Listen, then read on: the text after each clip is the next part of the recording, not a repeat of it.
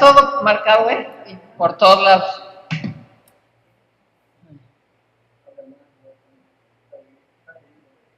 Está leído y marcado y subrayado y muy... Ay, Dios mío. Ahora mira, yo amo la UNAM, soy de la UNAM, tengo libros publicados en la UNAM, pero a veces sí falla con la distribución. Y ya han mejorado, ¿eh?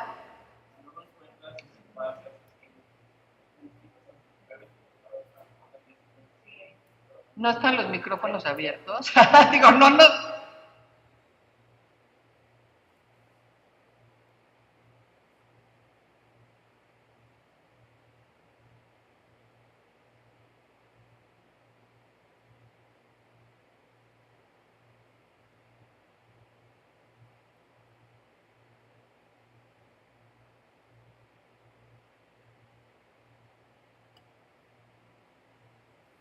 Bien? Sí, funciona.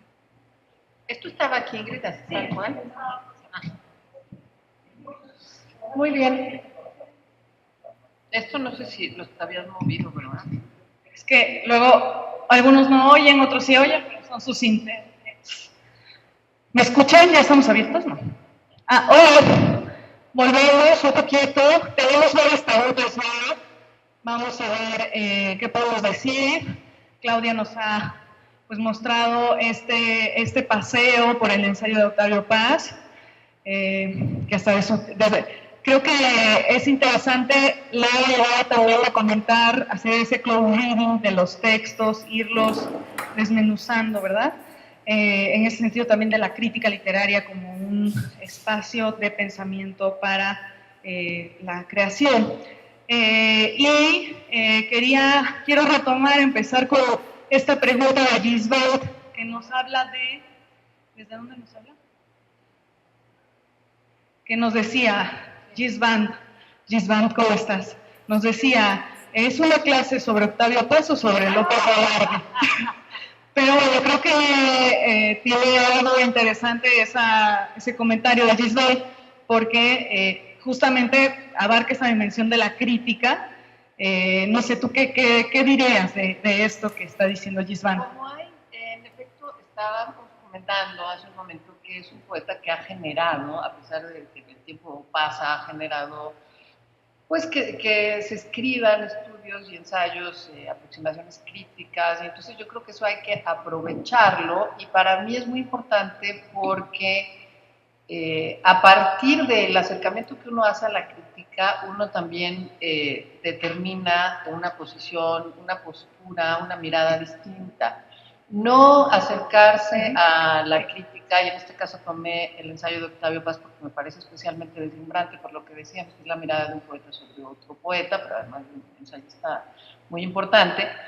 A mí me permite a partir de ahí expresar ideas propias y comunicarlas con ustedes para después aterrizar, digamos, según me dijeron, podía funcionar así en la última hora, en los textos quizá ya con más conocimiento de causa y con más nociones también a partir de la teoría de la crítica, ¿no? No le veo mucho caso a que yo nada más desde mi punto de vista me ponga a analizar a López Velarde cuando hay tantos estudios sobre López Velarde. Quizá esa sería la respuesta, y que son además muy esclarecedores, y también me han permitido comentarles a ustedes, en esto no estoy de acuerdo, no creo que sea político, en fin, ¿no? Es partir de un texto, de un análisis, para comentarlo y para también decir en esto sí o en esto no. Y ese es uno de los ejercicios más importantes de la crítica literaria, que es una conversación, no solo un punto de vista unilateral. El ensayo de Paz, de una u otra manera, nos permite ver todas esas aristas en torno a la obra de López Velarde y entender todas estas características. Ya no, acá vamos a procurar no pegarnos tanto al micrófono porque ellos sienten en el oído el zumbido de mi voz. Pero bueno, seguimos, vamos a abrirle el micrófono a María Guadalupe. María Guadalupe es una alumna de pantalla privada que nos ve desde su computadora. Hola María Guadalupe, un gusto saludarte. Hola, ¿qué tal? Buenas tardes. Bueno, del libro de selección y nota de Hugo Gutiérrez Vega. Guadalupe, ¿estás ahí? Sí, ¿me escuchas? Bueno, ahorita te volvemos a abrir el micrófono, Guadalupe, sí, revisas tu micrófono.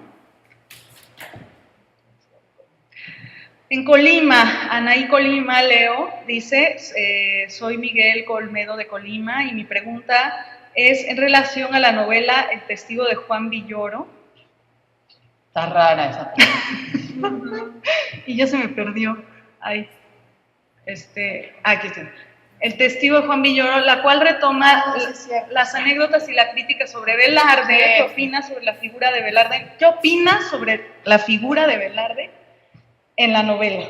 Yo no he leído esa novela de Juan Villoro, pero sé que cuando le dieron a Juan Villoro hace muy poco tiempo, 2 años, cuando mucho, el premio Ramón López Velarde, y se criticó el otorgamiento de ese premio y se dijo que por qué le entregaban ese premio a Juan Villoro, que no había escrito tanto sobre López Velarde y que no era poeta, y él respondió diciendo que sí había sido objeto, ha sido objeto de su reflexión, de su análisis, de su estudio, y que inclusive está presente en esta novela. La verdad, yo no he leído la novela de Juan Villoro. A Juan Villoro yo lo leo mucho más como cronista. Me parece extraordinario y muy divertido, y ahí sí me devoro todos los libros de Juan Villoro que tienen que ver con la crónica y con la interpretación, la descripción, la disección de la sociedad mexicana actual, que nos explica muy bien. Yo añadiría también que no hay que olvidar que se trata de fenómenos diferentes. Una cosa es lo que un escritor escribe, pues un poeta, un ensayista, y la otra dimensión, cuando se convierten a estos autores en figuras o en personajes, ya ese es otro fenómeno literario, digamos, ¿no? Entonces, un poco también cuando los poetas se convierten en personajes, pues ahí ya también es otra concepción, ¿no? Distinta, y una cosa es el texto, que, volviendo a la pregunta de Gisbert, el ensayo de paz es una disección sobre el texto, y acuérdense que el siglo XX es la mirada sobre el texto, no sobre el autor, porque eso es una visión un poco anterior, ¿no? Vamos a abrirle el micrófono a Mazatlán. Sí, listos aquí. Bueno, leemos qué es la pregunta. Ajá, ahorita que venga Rogelio, vemos, a ver, dice, ¿considera usted que no se puede descubrir la poesía mexicana sin López Velarde? ¿Cómo es visto López Velarde en la mirada extranjera? López Velarde ha sido, y eso es algo que señalan los críticos mexicanos justamente sobre López Velarde, que ha pasado bastante desapercibido. López Velarde no se conoce realmente tanto fuera de México, salvo quizá en países de América Latina, en Argentina, en Chile, pero no debe extrañarnos eso, y tampoco creo que debe asombrarnos que, por ejemplo, haya esta falta de equidad, por usar un término, entre nuestro conocimiento desde América Latina, en particular de México, de los poetas europeos, por ejemplo, de los poetas españoles, concretamente de los poetas franceses, y por no decir evidentemente norteamericanos, ingleses, irlandeses, el mainstream, digamos, de la poesía en lengua inglesa, y que de aquellos lugares para acá no haya esta equidad, que sea bastante desigual el asunto, porque es muy triste cuando uno pregunta, cuando está fuera de México, qué se conoce de la literatura mexicana y qué se conoce de poesía mexicana, y bueno, nos debemos ya sentir muy bien de que nos puedan decir, quizá en España, los estudiosos algo sobre Sor Juana Inés de la Cruz y Juan Ruiz de Alarcón, y que después peguen un brinco tremendo hasta Octavio Paz. Realmente pensar que se puede conocer a un poeta, admirarlo y leerlo como López Velarde en el extranjero es una ingenuidad. Y esto responde todo a factores históricos, por supuesto, y políticos y de otra índole, ¿no? Extraliterarios. un tema no por una falta de calidad, ¿no? Claro. Pero yo también quiero aquí decir algo para ser justos con los demás también y no caer en un nacionalismo absurdo o en un chauvinismo de no voltean a ver nuestras maravillas. Sucede también, y piénsenlo un poco, cuando uno pregunta aquí en México qué poetas conocemos de otras tradiciones en nuestra propia lengua y qué poetas chilenos hemos leído con atención y qué poetas peruanos, y ahí estoy yéndome a países que tienen muchos exponentes, muchos poetas extraordinarios, algunos incluso que han sido premios Nobel, en fin. Pero si yo pregunto qué poetas caribeños conocemos, puertorriqueños, dominicanos, haitianos, qué poetas conocemos de Centroamérica, qué poemas admiramos, qué poetas admiramos y hemos leído de Colombia, de Nicaragua, quizá vamos a decir, así como ellos dicen de nosotros, nuestros tres estrellas, ¿verdad? También nosotros vamos a mencionar a los estelares, a los tres estelares por país, ¿no? Entonces no creo creo que en ese sentido hay que ser también muy objetivos. Y no sé qué otra, le preguntaba el tema que si se puede entender la poesía mexicana. Bueno, yo lo llevo a la narrativa, por ejemplo, a la novela, cuando se dice se puede entender la novela a partir de, digamos, Carlos Fuentes, sin la novela de la Revolución, se puede entender sin Mariano Azuela, se puede entender sin Los de Abajo, se puede entender sin El Resplandor de Mauricio Magdaleno, se puede entender sin Nelly Campobello, se puede entender, no se puede entender porque definitivamente autores como Carlos Fuentes y posteriores, y antes Juan Rulfo, Juan José Arreola, Elena Garro, todos se nutren de ese pasado y de esas corrientes y de esas otras novelas anteriores inscritas, por ejemplo, en la novela de la Revolución Mexicana. Entonces, decir, ¿puedo leer? Sí, claro que puedo leer a David Huerta, o puedo leer a Coral Bracho, o puedo leer a poetas incluso más recientes, muy buenos, sin haber leído y sin haber comprendido, sin haber disfrutado y sin haber analizado exactamente desde la teoría también y desde la lectura nada más a un poeta como López Velarde. Claro que sí se puede, todo se puede, pero creo que es importante pasar por él para entender algunos elementos que nos pueden hablar de esa modernidad, que sería justamente la creación de un nuevo lenguaje, de un lenguaje propio a partir del uso y la disposición y la organización en el texto de esas palabras, a partir de esa adjetivación nueva y a partir de una exploración que hizo él de sí mismo, de la religión, de la mujer, con sus armas, con sus elementos desde su tiempo. Está padrísimo lo que estás diciendo, porque además en el diplomado es muy importante tener en cuenta que estamos haciendo ese recorrido, digamos, de continuidades que a lo mejor se nos pierden porque nos gusta más la literatura más reciente o de alguna época, y esto que está diciendo Claudia es fundamental para nosotros como estos estudios. Perdón, amigos, y aquí me ponen la carita del emoji de que me despegue el micrófono de la porque les retumba mi voz, pero perdón, ya, creo que ya está bien, ¿verdad? Es que estaba muy alto el volumen del micrófono, lo siento mucho. Vamos a abrirle el micrófono a María Guadalupe, a ver si ya la podemos escuchar. Sí, hola, ¿qué tal? Buenas tardes. Guadalupe. Hola, ¿me escuchas? Sí, muy bien, adelante, estás al aire. Del libro de selección y nota de Hugo Gutiérrez Vega, señala que López Velarde es un poeta social. ¿Por qué lo señala de esa manera? Un poeta social.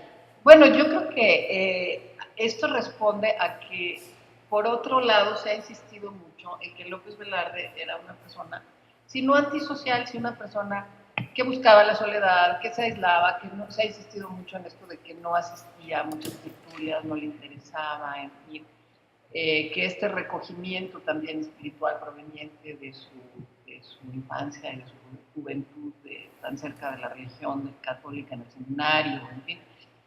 Su padre fundó una escuela también, recuerdan, una escuela católica, un colegio católico, y que entonces esta faceta de su personalidad, que es cierto que existió, lo aleja, digamos, de lo mundano, de lo social, y esto se acrecentó, se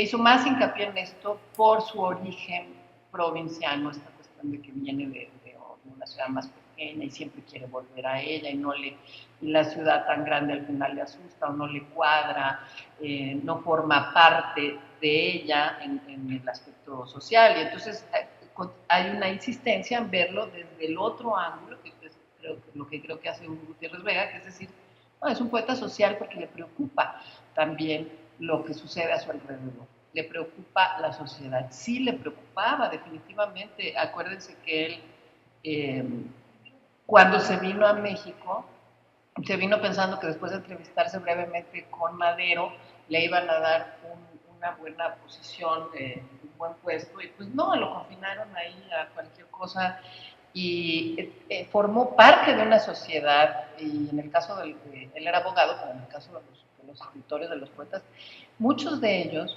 se callaron, se silenciaron a sí mismos, los que no se fueron del país, se quedaron pero callándose, porque todo podía ser sujeto de crítica, mal visto porque pertenecías a un bando, pertenecías a otro, estabas con unos o estabas con otros en materia política, estabas con Huerta, apoyabas a Huerta o incluso a Manuel Gutiérrez Nájera, Enrique González Martínez, fue, si mal no recuerdo, o secretario o subsecretario o algo así de instrucción de Victoriano Huerta, del traidor. Entonces, y eso no se le perdonó fácilmente. Entonces, un ente social en ese sentido. Sí, soy poeta, sí, tengo un profundo sentimiento religioso, místico, espiritual, como le quieran llamar, pero formo parte de una sociedad que sí me importa y a la cual también le escribo. Un hombre que escribió en los periódicos desde muy joven, que tocó temas de interés general, ¿no? Yo creo que por ahí va la cosa. Alejandro García, que es un dramaturgo que tenemos de alumno en pantalla privada, nos pregunta, ¿qué influencia, así como está la influencia de Nervo, qué influencia tendría Manuel Acuña en López Velarde, bueno, relacional? Ese es un tema muy interesante. Manuel Acuña fue un poeta que no respetó a López Velarde, e inclusive, si ustedes lo buscan, hay mención en sus prosas de a Manuel Acuña diciendo que dice, ese poeta suicida, que al que le han puesto un pedestal y le han hecho estatuas y demás sin merecerlas. Un poeta suicida, dice, sin mayor mérito. No fue un poeta que a él generara ni admiración ni respeto, y bueno, llegó al grado de escribir eso, de catalogarlo y definirlo como un poeta suicida sin mérito.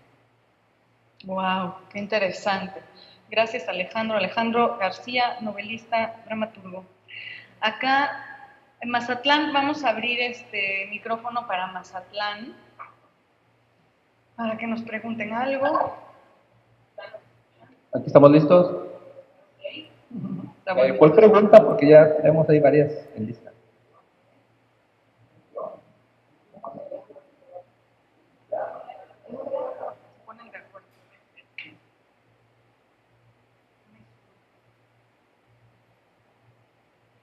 La otra. Acá está. Okay. Sí. Bueno, ¿sí me escucha? Sí, adelante. Hola. Mira, soy Rubén Romero, de aquí de Mazatlán, y me pregunta, aparte de la que te hice sobre López Velarde, sobre cómo veían a López Velarde. ¿Cómo veían a López Velarde en el extranjero? ¿Sí? Desde la perspectiva del modernismo, que él fue un poeta modernista, ¿cómo lo veían en el extranjero para los extranjeros López Velarde? ¿Qué representaba? Bueno, en su momento, porque es verdad que hay que distinguir entre cómo se ve a López Velarde ahora o quienes lo conocen fuera o a través de varias décadas a partir de que murió, y en su momento, es verdad que sí tuvo esta resonancia, y es interesante ver hay quienes han señalado que los grandes, los realmente grandes, sí lo leyeron y sí se impactaron, y sí dijeron estamos ante un poeta nuevo y estamos ante un poeta distinto y estamos ante un poeta que está abriendo nuevos cauces. Y dos grandes escritores y poetas que dijeron eso fueron uno Pablo Neruda y el otro Borges. Entonces tampoco estamos hablando de alguien que no haya provocado una reacción fuera de México, ¿no? Yo creo que es muy importante recordar que cuando uno pasa de una corriente literaria a otra, una corriente artística a otra, pues ese tránsito no es abrupto, es decir, es un proceso y toma un tiempo. Entonces, él leyó a los modernistas, leyó a los románticos inclusive, y bien, y entonces se fue nutriendo de todos ellos y fue definiendo un estilo, o sea, ha insistido en que lo que él hizo fue definir un estilo a través del recorrido de un camino propio.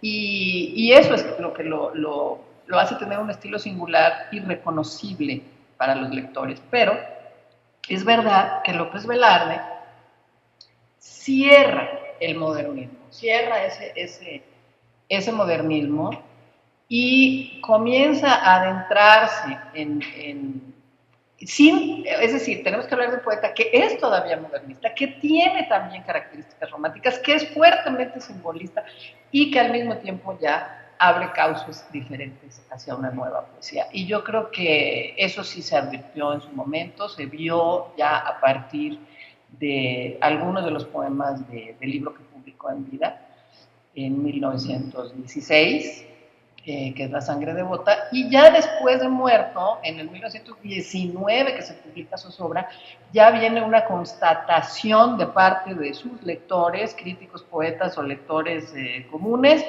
de que están ante un fenómeno interesante, un fenómeno nuevo, con rasgos muy propios, pero como quiero insistir en esto, no podemos, porque eso es muy maniqueo, hablar de es modernista, es romántico, es posromántico, es posmodernista.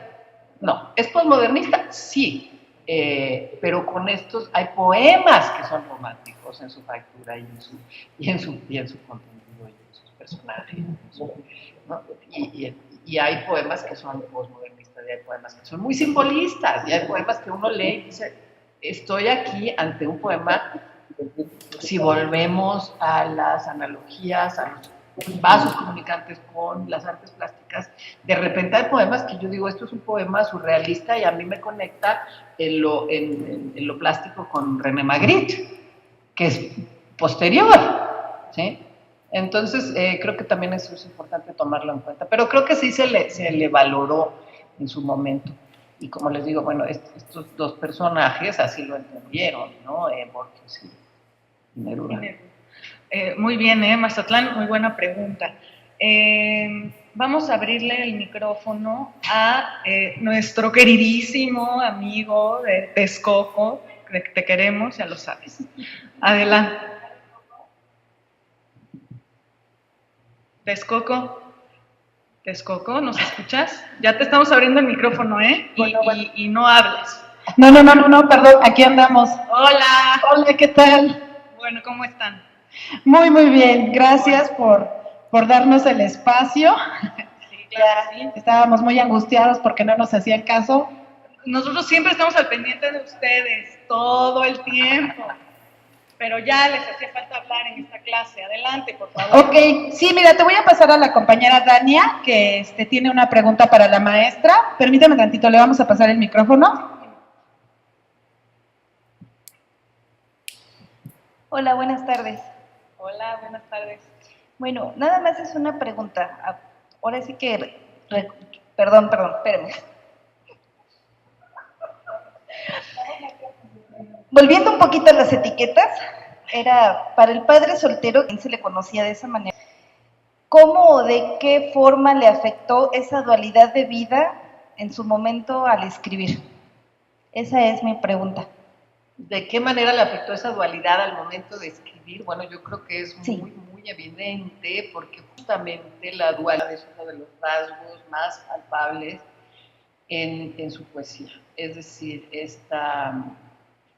estas dudas que él se planteaba siempre, tanto en su vida como en el terreno literario, entre, vamos a ponerlo en términos maniqueos, el bien y el mal, la seducción, el pecado, el placer, la mujer, por un lado, y por el otro lado, la imposibilidad de concretar las cosas, el anteponer el espíritu a la carne, todo esto, pues sí le ha de haber generado un enorme sufrimiento. Ahorita que dijiste de padre soltero, hay un texto que no sé si ustedes tengan frescos y conozcan, que se llama Mi obra maestra. Y es en ese texto de Mi obra maestra, que es una prosa, que está en el minutero, léalo porque es muy impresionante cómo él dice por qué no quiere ser padre y aclara por qué nunca va a ser padre y manifiesta una auténtica, bueno, hay críticos que han dicho verdadera repulsión ante la paternidad. Yo no iría tan lejos, debo decir repulsión, pero sí hay, déjenme buscarlo. Aquí está en el minutero, página 393 de este libro. Dice, el soltero es el tigre que escribe ochos en el piso de la soledad. Esto es fantástico, no retrocede ni avanza. Eso lo pudieron haber escrito ayer, el poeta más joven ahorita. El soltero es el tigre que escribe ochos en el piso de la soledad. No retrocede ni avanza. Para avanzar necesita ser padre y la paternidad asusta porque sus responsabilidades son eternas. Con un hijo yo perdería la paz para siempre. Y después dice, ¿quién enmendará la plana de la fecundidad? Y allí lo que está diciendo es terrible, porque está diciendo, yo sé, como católico, que yo vine al mundo también para fecundar y para procrear la especie para tener hijos. Y eso a él le causó, y en este texto queda muy claro, en algún momento una gran angustia, porque era, no quiero porque no quiero abonar al cementerio, o sea, pero al mismo tiempo sé que mi destino, mi fin es eso, y a eso vine. Entonces es terrible, dice, espero que mi humildad no sea ficticia, como no lo es mi miedo al dar a la vida un solo calificativo, el de formidable. Ahí se está un poco curando en salud y está diciendo, no estoy renegando de la vida, no estoy diciendo que al ser padre yo necesariamente vaya a procrear y a traer al mundo a alguien desdichado que va a sufrir, porque el mundo es formidable. Yo sé que el mundo es formidable y lo dice en varios poemas y lo dice en varias cosas, pero de ahí a que yo me haga responsable de otra vida que no sé cómo se va a dar, hay una gran distancia, hay un gran trecho. Dice, quizá mientras me recreo con tamaña potestad, reflexiona en mí la mujer destinada a darme el hijo, que valga más que yo. Les estoy leyendo fragmentitos, pero son 2, 3 páginas, no más, muy concisas. Dice, pero mi hijo negativo lleva tiempo de existir. Existe la gloria trascendental de que ni sus hombros ni su frente se agobien con las pesas del horror, de la santidad, de la belleza y del asco. O sea, fíjense todo lo que está juntando en su visión del mundo. Es decir, voy a englobar, voy a meter en la misma canasta, y es extraordinario, qué bueno que lo hace, las pesas del horror, de la santidad, de la belleza. Es decir, estamos muy lejos de un poeta provinciano, de un poeta ingenuo, de un poeta infantilizado, de un poeta, no, era un hombre joven, sí, que no se mentía a sí mismo, que está aquí describiendo y diciendo lo que la vida es, lo que la vida trae, lo que vivir implica, lo que vivir implica, sin una idealización y también sin tirarse al drama, diríamos ahora. Y acaba diciendo, aunque es inferior a los vertebrados en cuanto que carece de la dignidad del sufrimiento, vive dentro del mío como el ángel absoluto, prójimo de la especie humana, hecho de rectitud, de angustia, de exigencia, de abnegación, El hijo que no he tenido es mi verdadera obra maestra. ¿Sí? Qué maravilloso lo que nos acabas de decir. No sé Muy si con bien, eso le gracias. respondí. Yo creo que es la mejor manera de Y con creces. y que dijo padre Sí. soltero, que Sí. se le llamaba así también. Muchas gracias. Muy bien, Muchísimas Texcoco, gracias. muy bien. ¿Quieres decir algo más, Texcoco? Muchísimas gracias por su Es atención. usuario, pero ya no, bueno, A ver, ¿otra vez? No, sí, aquí estábamos. Es que estábamos precisamente comentando que con ese poema, pues realmente... No es poema, es una prosa del minutero, ¿eh? Ah, prosa de minutero, ya con esa nos queda más claro esta visión tan magnífica del escritor. Y bueno, hay otra pregunta, ¿sí tenemos tiempo? Sí, adelante. Sí. Son los consentidos hoy. Ok, chicos, somos consentidos hoy, entonces, que creo que en otras sesiones no nos irán a hacer caso. Le presento a otro compañero maestra. No es cierto, claro que no. A ver, ¿ya tienen la pregunta? Estamos aquí en sintonía, le agradezco mucho la atención, Marco Flavio Benítez al habla.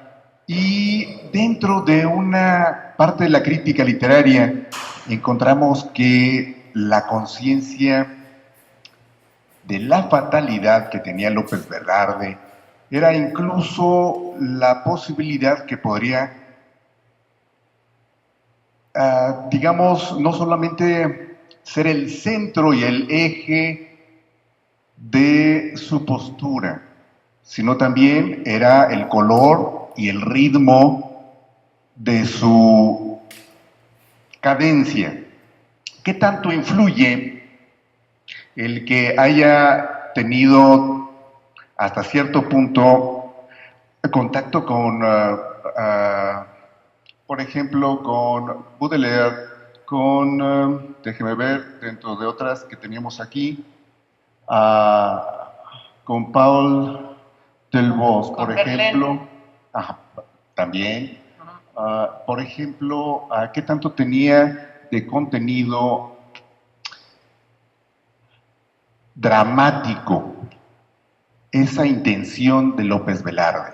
Cierro justamente con esa idea de darle el tono de misterio que justamente pone en relieve la obra de Ramón López Velarde. Bueno, yo creo que ahí dijiste varias cosas que son muy ciertas. Se ha hablado, se ha estudiado a López Velarde haciendo hincapié justamente en que hay poemas que son dramáticos, que son más propios del teatro, digamos, en un momento dado, y es el caso específico de La Suave Patria.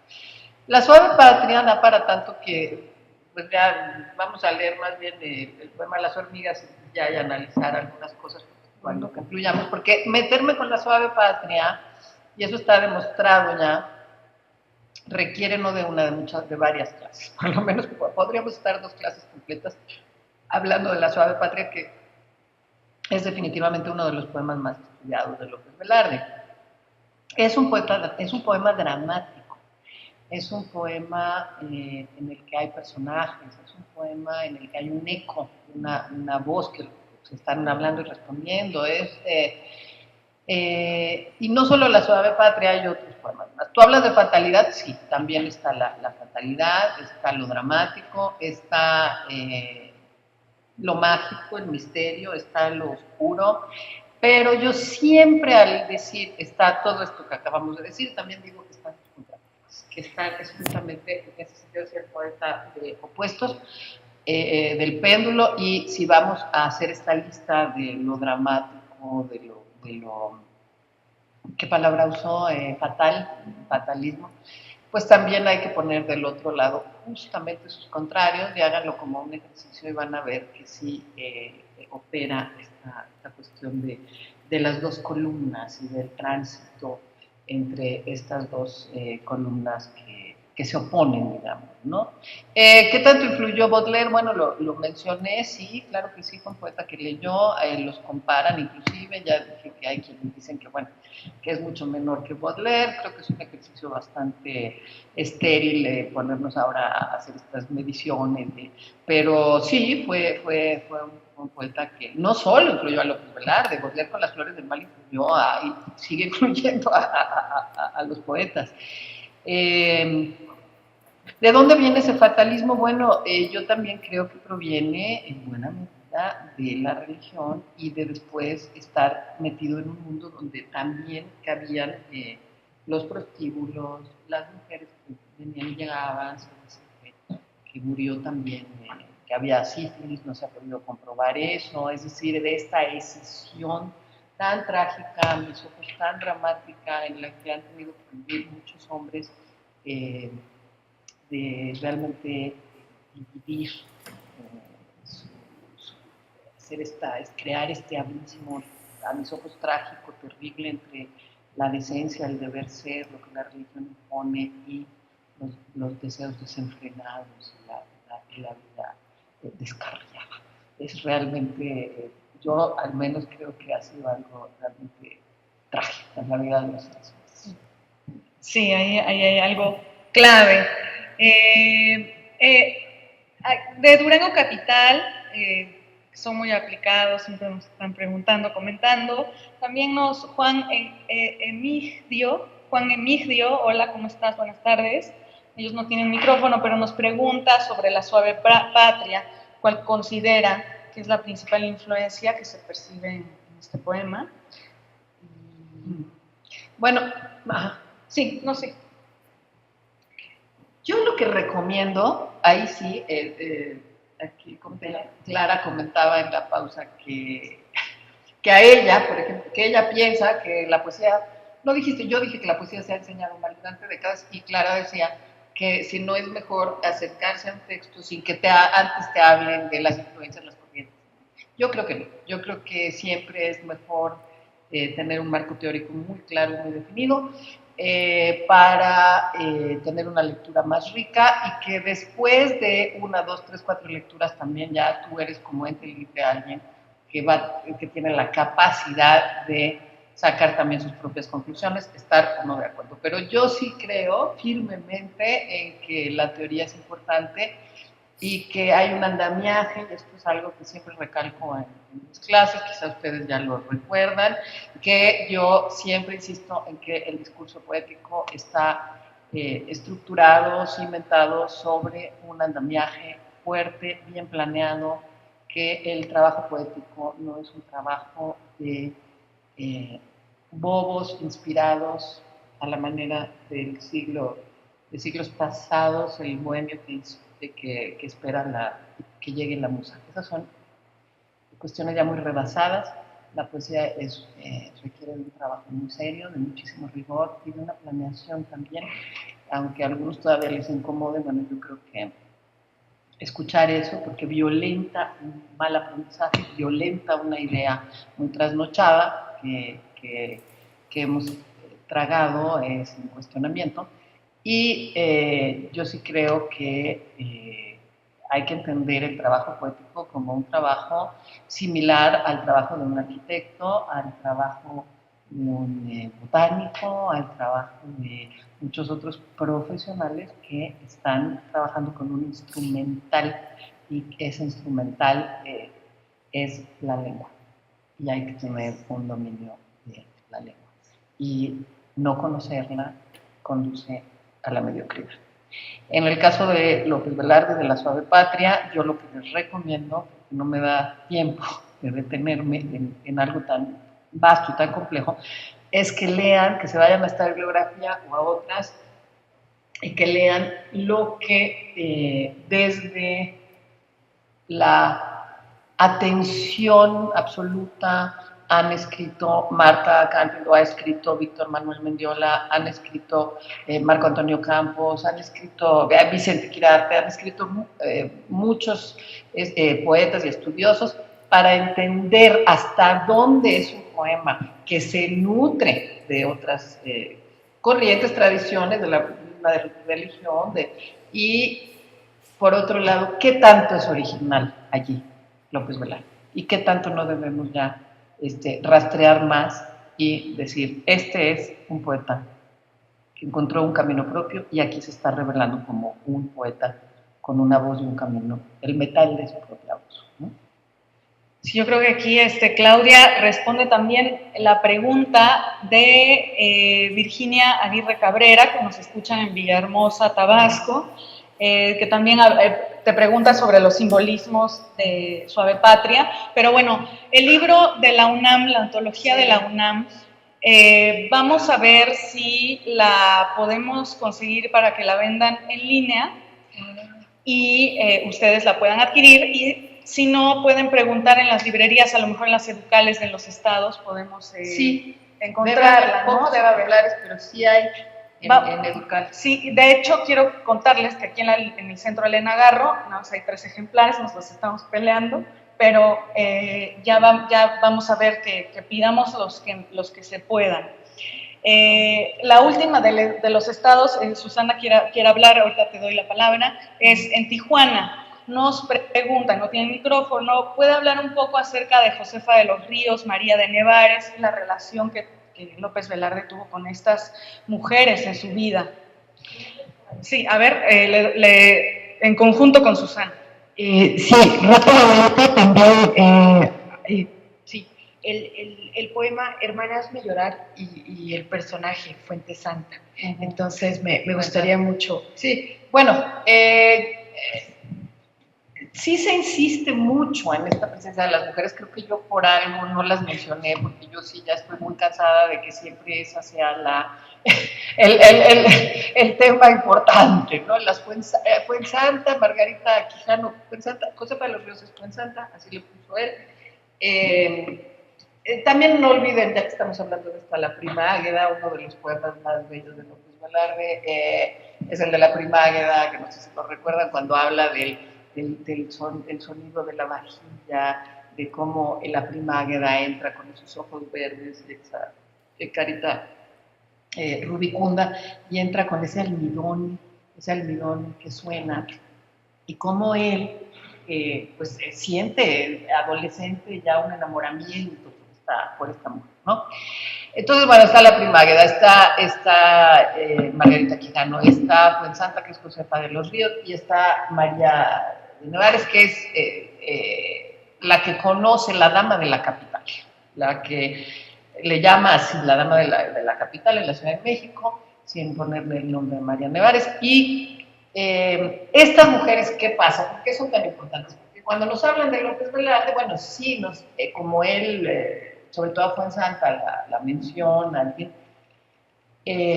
son sus destinatarias en varios poemas, se refiere a ella, le provocan sufrimiento, pero yo me iría más lejos, yo hablaría, y me gusta hablar más que de esas mujeres en particular,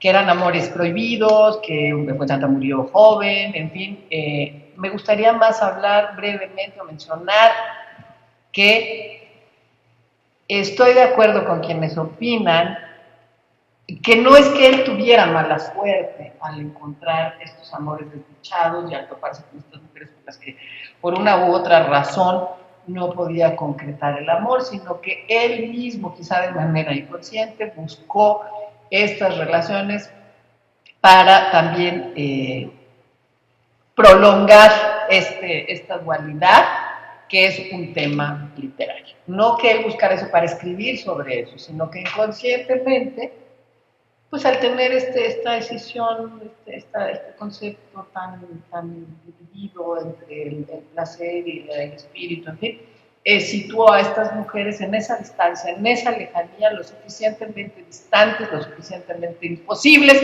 lo suficientemente lejanas, como para continuar siendo quien él era y entender el mundo como él lo entendía.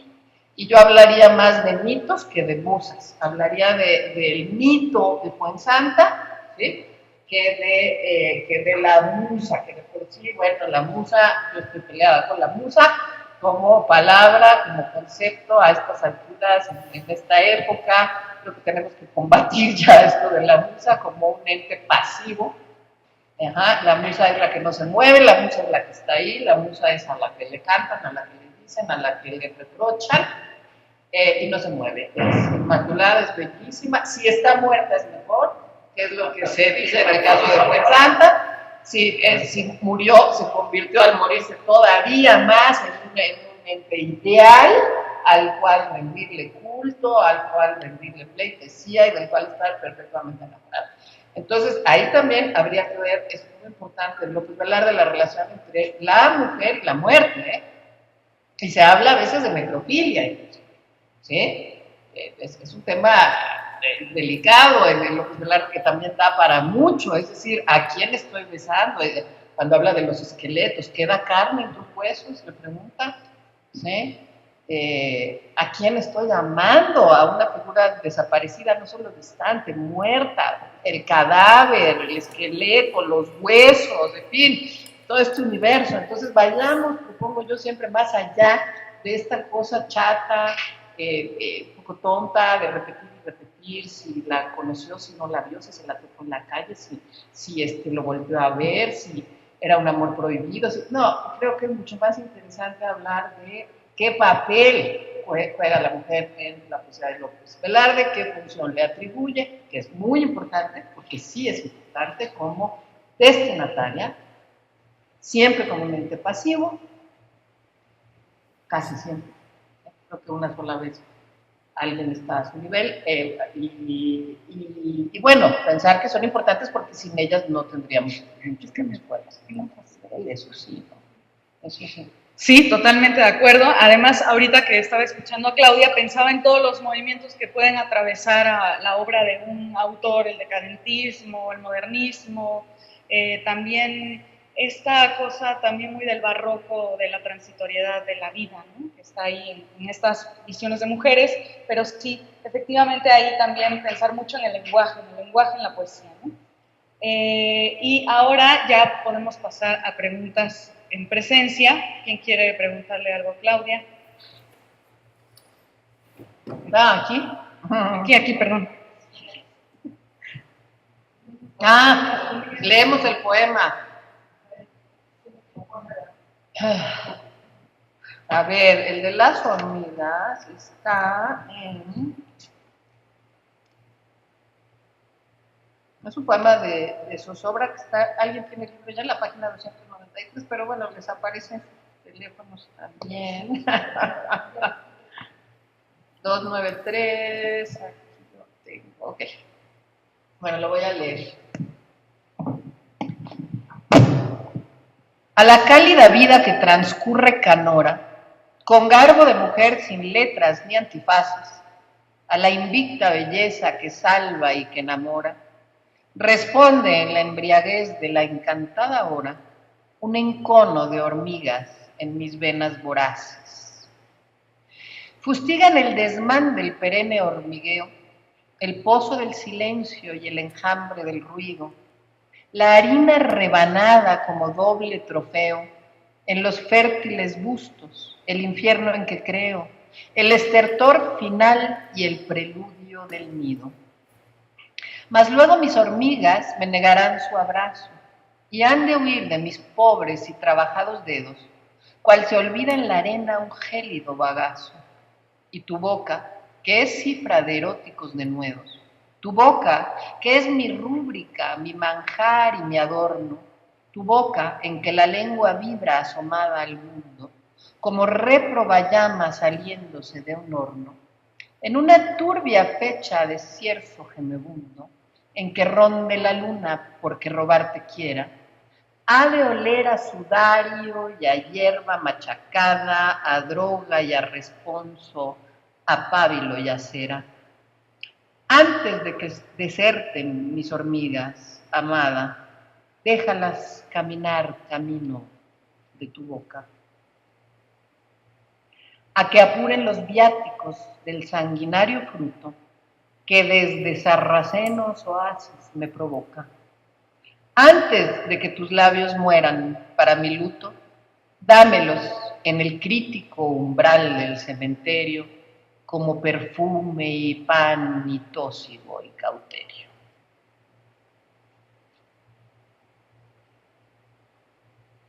¿Por qué elegí este poema? traía yo marcados por lo menos 10, que creo que están a la altura de este, pero me parece que este tiene, son muy visibles, muy evidentes, esos elementos que hacen que hablemos de, finalmente me invitaron a hablar de López Velarde como iniciador de la poesía mexicana moderna. ¿Cuáles serían, a sus ojos, me gustaría que lo hiciéramos juntos, esos recursos, ¿sí?, que él empleó aquí para que, digamos, estoy frente a un poema que ya no voy a escribir en el modernismo, estoy ante un poema que se acerca muchísimo más a lo escrito en décadas recientes que a lo que se escribió antes.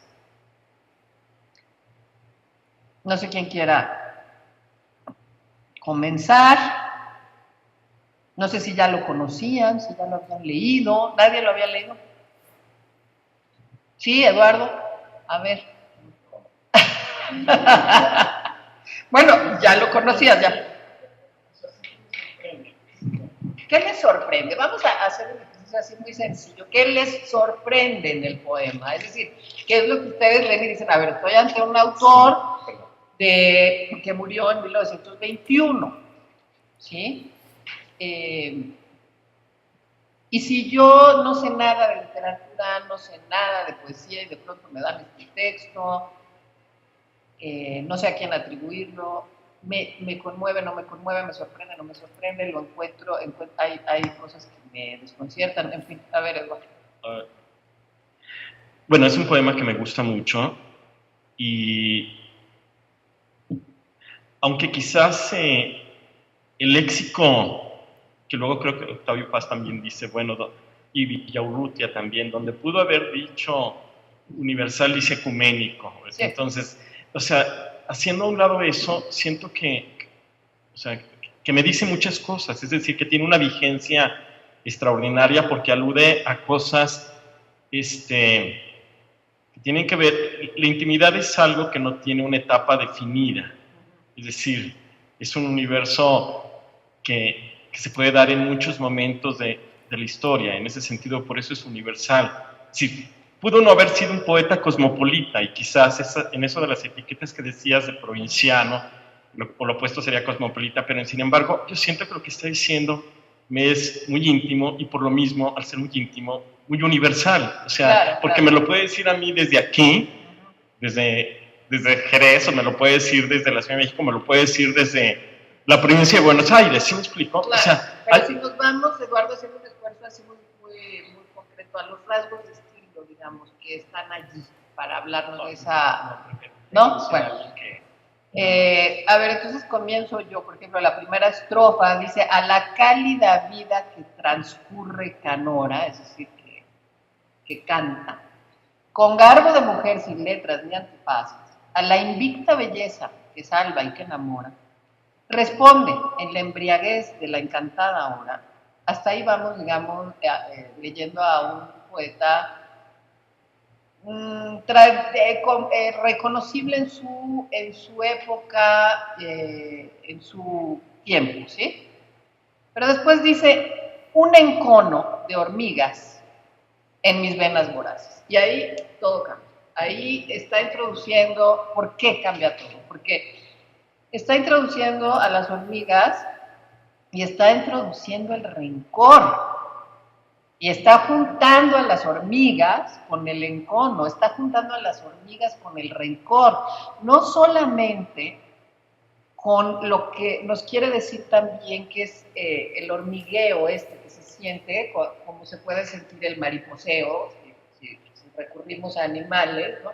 El mariposeo en el estómago ante el enamoramiento, ante la sorpresa, la inquietud.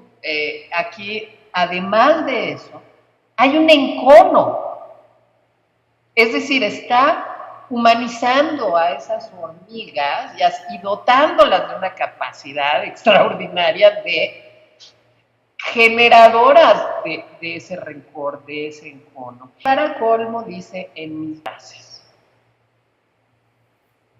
no unas venas que están debajo de la piel, ocultas, que apenas vislumbramos, que no relacionamos con la voracidad.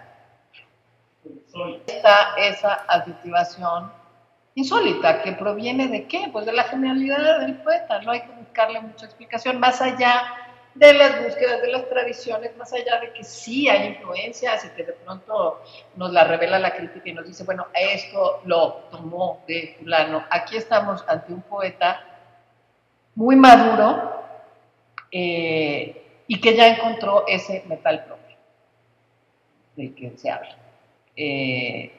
Porque pudo haber dicho, si vamos a caer en eso, pudo haber dicho que la encantada hora, un camino de hormigas en mis venas azules, ¿verdad? O sea, algo mucho más previsible. Aquí ya nos golpea y tiene también esa capacidad de hacerlo mucho cuando cierra estrofas y cuando cierra poemas. Fustigan el desmán del perenne hormigueo, el pozo del silencio y el enjambre del ruido. Aquí estamos ante un recurso que proviene pues, de los siglos de oro. Él leyó a los poetas españoles de los siglos de oro y se dice que no fue un poeta tampoco muy culto. Hay quienes insisten en decir que no tenía demasiadas lecturas, que leyó lo suficiente, que leyó en su primera juventud, quizá a Góngora, Garcilaso, a Quevedo, a los españoles, que había que leer. Y eso se evidencia también en algunos recursos y en algunas imágenes. Aquí dice, el pozo del silencio y el enjambre del ruido. Está contraponiendo el pozo y el enjambre, que es algo muy afortunado. Ese pozo, ese enjambre, ese silencio con ese ruido. La harina rebanada como doble trofeo, algo que no se rebana. Ahí también la harina rebanada es otra maravilla. ¿Por qué? Porque no es fácil verlo, pero no es imposible. Y cuando vemos eso en la poesía, que no es fácil, pero no es imposible, viene el deslumbramiento y viene el hormigueo del lector. ¿Sí? La harina rebanada como doble trofeo en los fértiles gustos, del infierno en que creo, ¿sí? No del paraíso en que creo, de la paz en que creo, de la tranquilidad en que creo, del Dios en que creo. No, del infierno en que creo, porque si creo en el bien, creo en el mal, porque si creo en el paraíso, creo en el infierno, porque la religión es todo eso, esa complejidad, esa dualidad. El estertor final y el preludio del mito. Mas luego mis hormigas me negarán su abrazo y han de huir de mis pobres y trabajados dedos, cual se olvida en la arena un gélido bagazo. ¿Qué es lo que sorprende ahí? ¿El bagazo? ¿Lo gélido? Claro, un gélido bagazo. El bagazo es el residuo de una fruta. Puede ser el podrido bagazo, el escueto bagazo, el triste bagazo, pero no el gélido bagazo. ¿Sí? Y tu boca, ¿qué cifra de eróticos denuedos? ¿De eróticos qué? ¿Denuedos como qué? ¿Como decisiones? Tu boca, que es mi rúbrica, mi manjar y mi adorno, tu boca en que la lengua vibra asomada al mundo, como réproba llama saliéndose de un horno. Ahí está toda esta cuestión terrible, ya mencionó el infierno, religiosa, cargada a esta parte terrible de la condenación por herejía, la condenación al infierno, porque eso es lo que está diciendo aquí, con la réproba llama saliéndose de un horno, en una turbia fecha de cierzo gemebundo, en que ronda la luna porque robarte quiera, ha de oler a sudario y a hierba machacada, a droga y a responso, a pablo y a cera. Y fíjense en el ritmo que hay en este poema cuando dice y tu boca y abajo otra vez tu boca y abajo otra vez tu boca, y cuando cierra esta estrofa que es más larga, porque hay 5 estrofas y esta es más larga. Hay versos de 13, de 14 y de 15 sílabas. Hay rimas consonantes, ¿sí? Hay rimas consonantes de A, C, B, D en la estrofa esta que estoy leyendo más larga. Y hay estas enumeraciones, esta maravilla de cuando mete a cuentagotas y al final a droga y a responso, a pábilo y a cera, o cuando acaba el perfume diciendo como perfume y pan y tóxido y cautela. Este oído, como la gota categórica de la que él habla también en otro poema, es esto, son gotas categóricas, no gotas como las de ahorita que ya son de tormenta y que ya no distinguimos una de otra, sino una gota categórica, esa gota única, esa gota que escuchamos realmente en su caída y en su rebotar. Esa es otra maravilla en López Velarde cuando lo piensa. ¿Quién más ha dicho eso? Una gota categórica, ¿sí?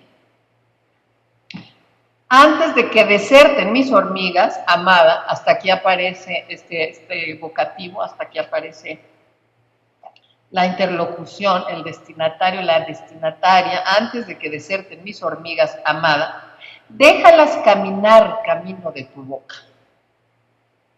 Y ahí está un elemento muy fuerte de erotismo, que si vamos a leer a López Velarde pensando en estas dos instancias del erotismo y la religión, el erotismo y lo vedado, lo vamos a encontrar siempre de manera muy, muy reveladora y muy afortunada, y aquí está, déjalas caminar camino de tu boca, no de tu...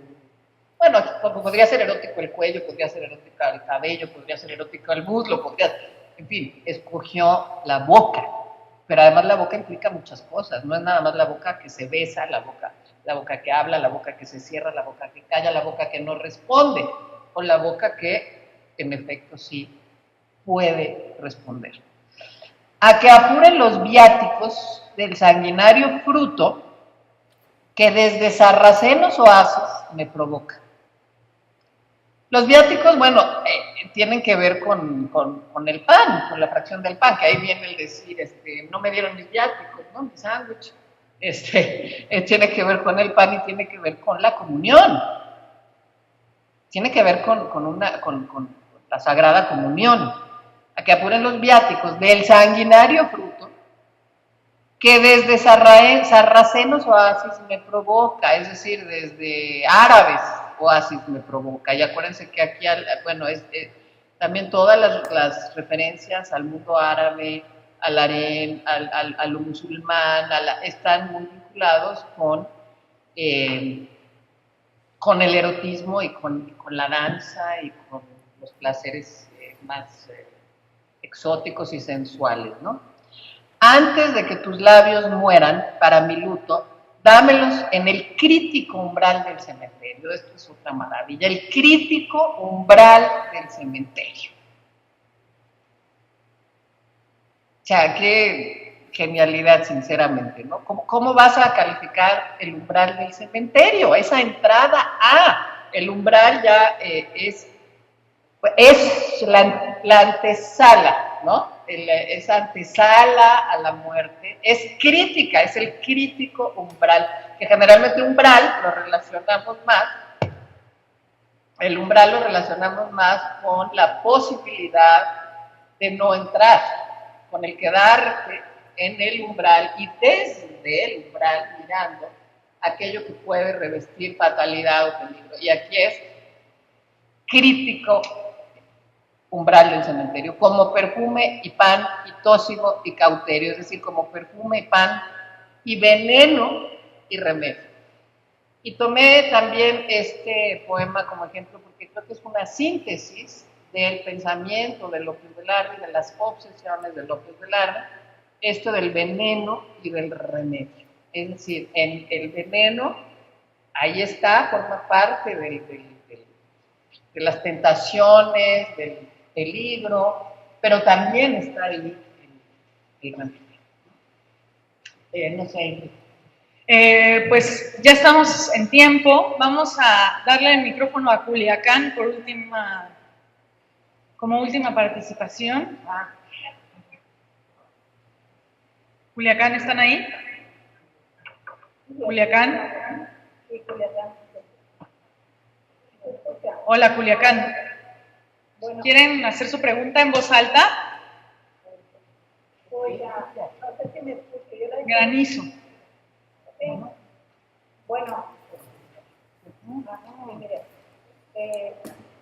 hemos estado, Como que se escuchan, pero muy leve, ¿no?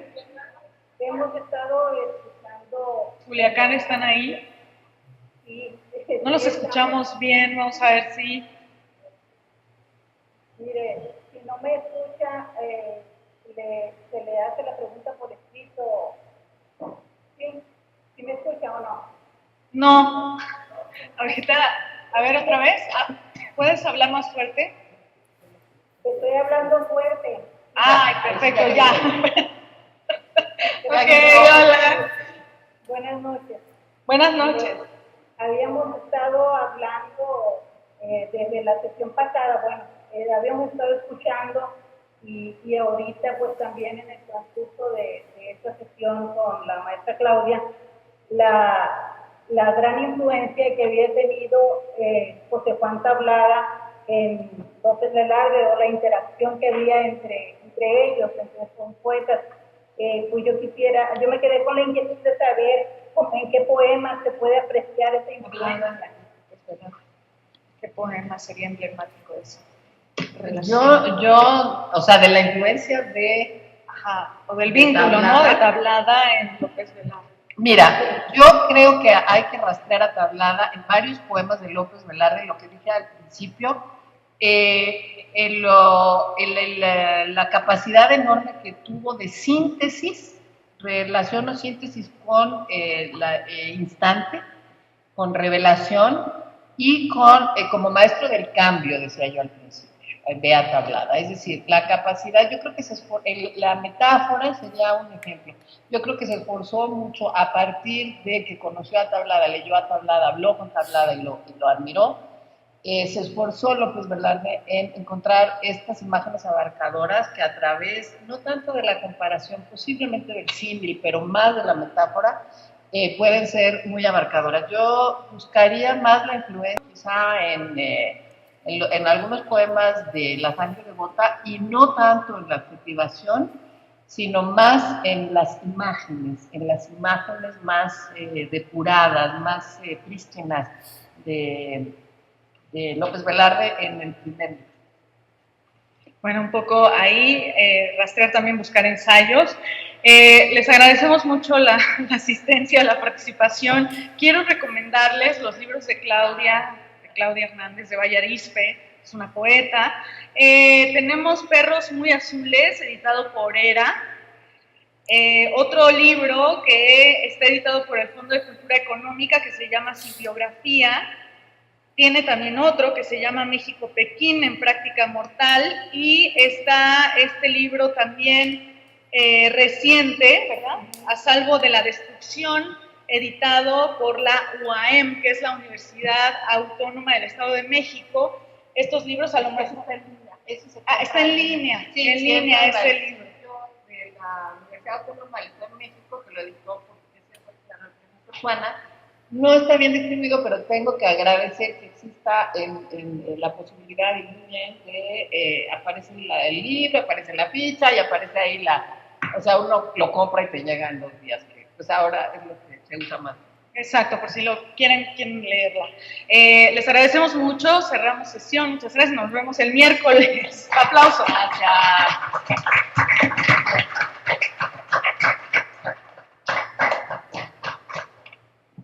Pues muy bien, vamos a salir a la tormenta. Sí. Fatal y trágica y dramática y misteriosa. Es que cambian mucho los días, ¿sabes? ¿Te quedaste pensando? ¿Qué pensaste?